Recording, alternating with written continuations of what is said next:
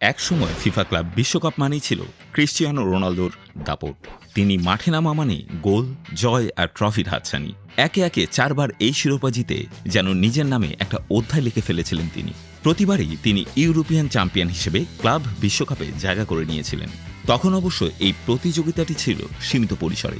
6 থেকে 8 দলের অংশগ্রহণে আয়োজিত হতো টুর্নামেন্টটি, যেখানে স্বাগতিক দেশের চ্যাম্পিয়ন সহ 6 মহাদেশের চ্যাম্পিয়ন দলগুলোই অংশ নিত।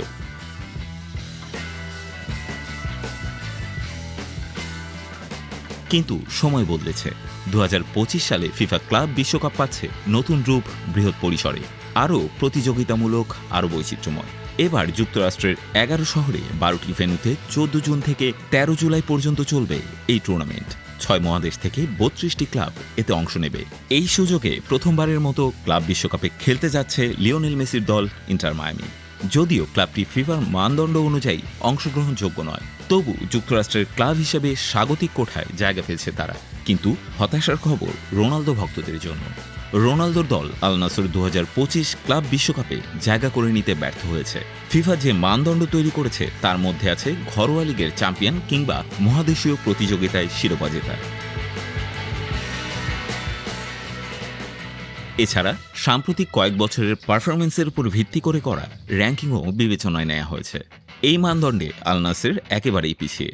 গত 5 বছরে সৌদি প্রো লিগে তারা চ্যাম্পিয়ন তো হতে পারেনি, আবার এএফসি চ্যাম্পিয়ন লিগেও কখনো শিরোপা জিততে পারেনি। এমনকি র্যাঙ্কিংয়েও নেই শীর্ষে।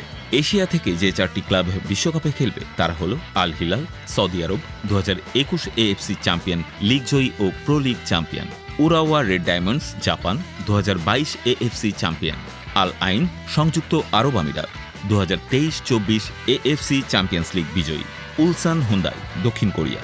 সর্বশেষ 4 বছরে এএফসি সম্মিলিত র্যাঙ্কিংয়ে শীর্ষে থাকা ক্লাব।